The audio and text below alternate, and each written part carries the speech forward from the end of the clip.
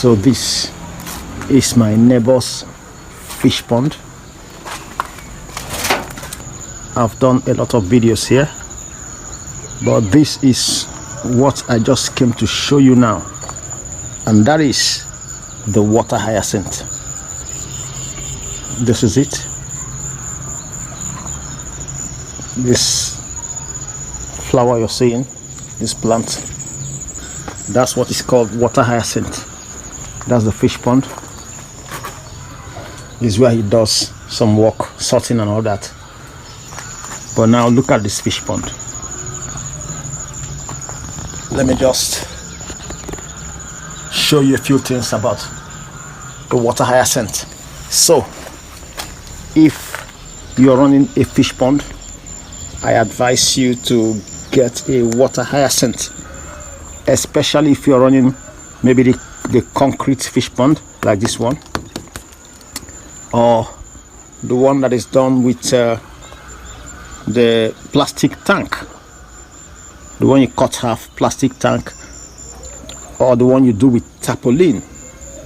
Any of them, see the essence of the water hyacinth. Now,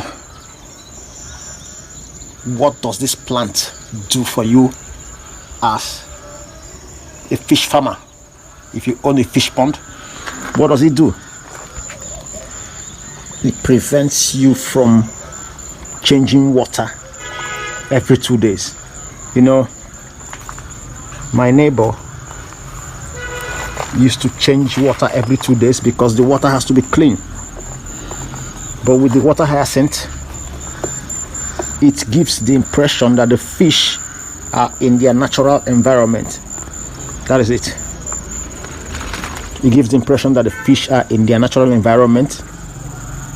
So because they are in their natural environment, you don't need to be changing water every time. You see,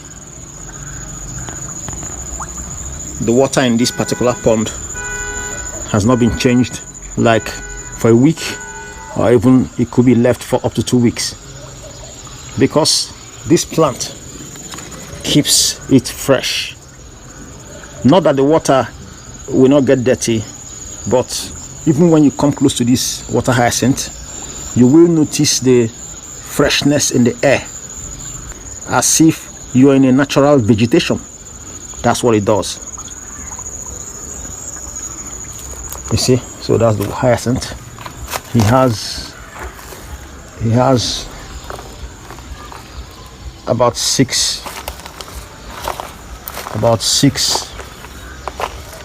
ponds. This one is dry. You can see this one is dry. That's the water hyacinth dry. Now look at this pond. You have fish here too, just like in the other one. You have fish here too. So that's it. So if you plant the hyacinth, it helps you to save the stress of changing water. It keeps the fish in their natural environment, or gives that impression, but it doesn't mean you won't change the water again. Now, feeding too, it affects feeding the fish.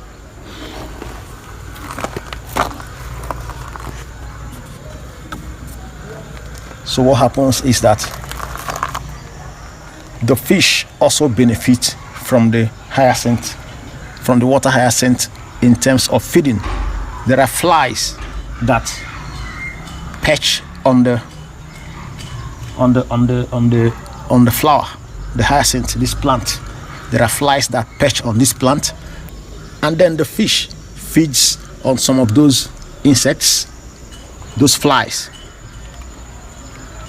Now, the dragonfly also perches on this water hyacinth, and it lays eggs, and the fish feeds on the eggs too. So you see, there is a kind of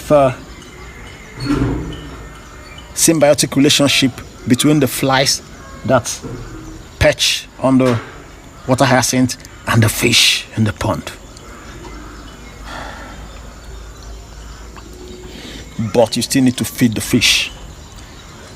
Now, if you get the water hyacinth, if you want the water hyacinth to be sent to you, if you're a fish pond farmer, look at this small pond. if you're a fish pond farmer and you want the water hyacinth sent to you, this plant you're seeing, this plant can actually be uprooted and put in a sack. If it's a small sack, small polythene bag, whatever sack you want it to put inside, whatever sack you want it to be put inside, it will be put inside the sack and sent to you. We've done that from the part of the southeast where we are in, that's Owerri. In Owerri, Imo State capital, we send this plant to people that stay in Lagos. So if you can't get it from there, you order for the plant and then it will be sent to you. So if you have somebody who has this plant in Lagos or who has it in Benin, the person can also package it and send to you wherever you are. So look at what the hyacinth does. You don't need to change the water as often as you used to. This pond is dry. Look at the plant. This dry plant now you're seeing. This one now, if you put it in water, it won't take time, it will come back to life. That's one thing with this water hyacinth. It won't take time to come back to life. Look at another pond. This pond also has fish. And as I come near, once you are near, you start perceiving the freshness of the environment. So the ponds where you still have the water hyacinth are the ones that you still have fish inside. Like this pond you're looking at now, you have up to 500 catfish inside. That's it. All relaxing quietly, feeling that they are in their natural environment. Now, if you have a pond and you want to introduce the water hyacinth for the first time, don't put little, because the fish will eat it up. They feed on the water hyacinth. So if, for instance, look at this plant now, if you take only this one I'm holding, or even just this tray, look at the number I'm holding. If you take even all these ones and put in your new pond, they will eat it up. So you have two options: either to put it in a pond that doesn't have fish, so that when they grow you introduce the fish, or you put enough, put as many as you can, so that as they are growing, the fish can't finish eating them. And that's how these ones survived. These plants you're looking at, that's how they survived. So if you put little, the fish will eat it up. But if you put as much as you can, they will overwhelm the fish and the fish can't eat them. The plant grows fast, and before you know it, the entire pond is filled up with the water hyacinth.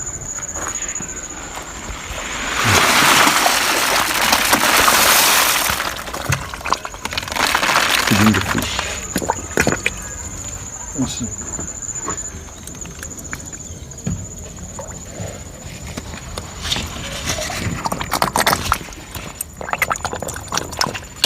That's the fish coming to feed. So that's the fish feed that was just poured inside, and the fish coming to feed.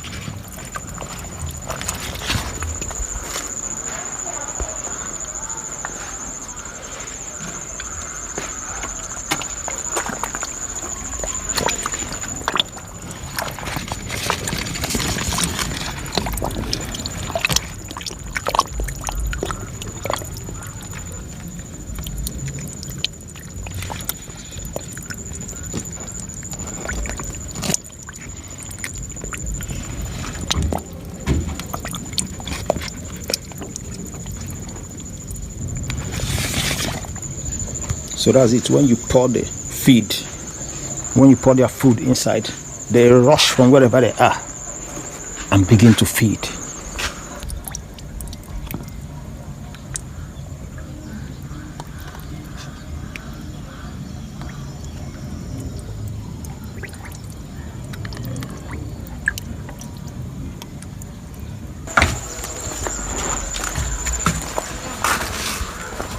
How many times do you feed them in a Just once. every day? Must you feed them every day? Yes.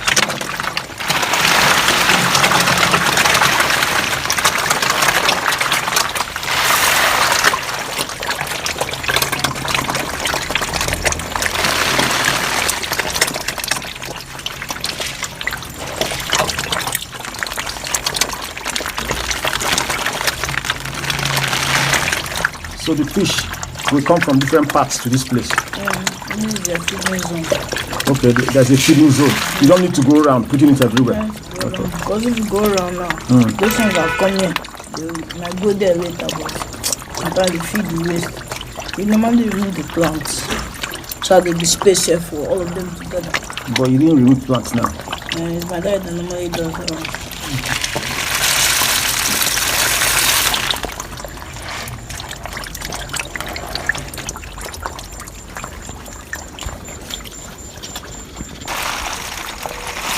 That thing there's a dragonfly. Okay.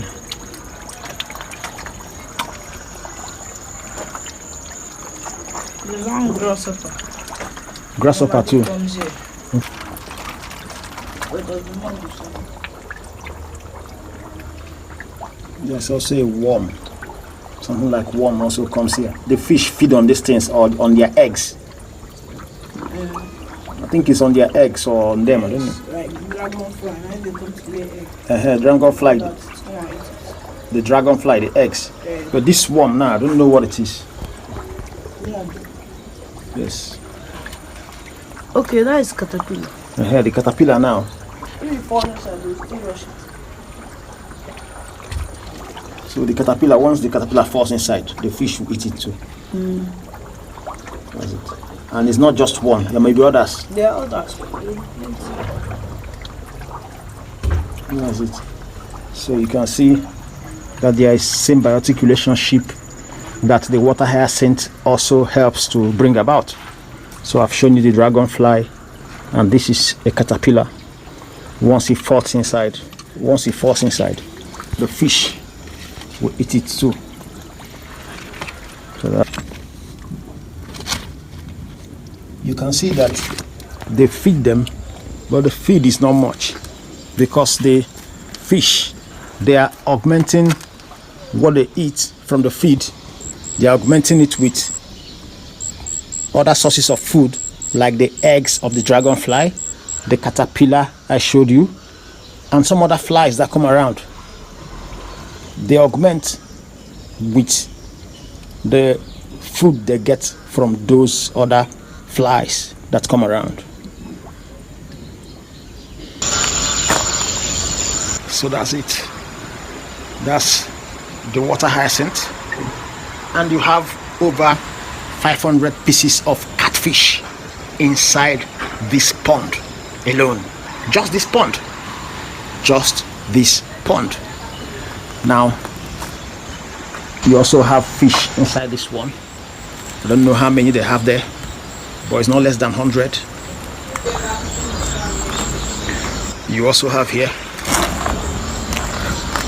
I showed you this one when they were being fed. You have fish here, not less than 100 too.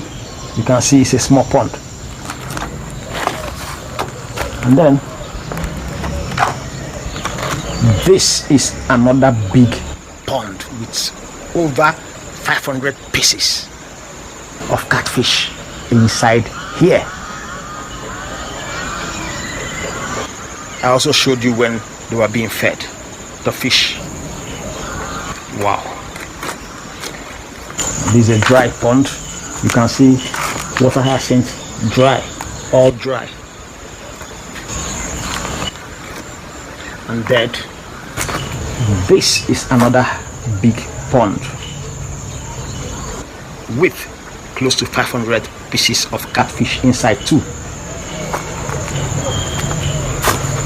So you can see that having the water hyacinth in your pond is very essential if you're using a concrete pond, the tarpaulin pond, the water tank pond, the one you cut water tank half, or you can use the entire water tank. That one you can also experiment by having the water hyacinth. And I've said that you can have this sent to you from any part of the country you are in. For instance, if you're in Nigeria and you are in a state like Lagos State, someone can send it to you from Benin or any other part of the country. This plant survives 24 hours on the road or even more. You can send it to somebody today, and then the next 2 days it will still be alive. Just little water under. Just make sure that it has little water on it, and then fold it in a nylon and leave a little space for little air to be touching it, and it will arrive safely.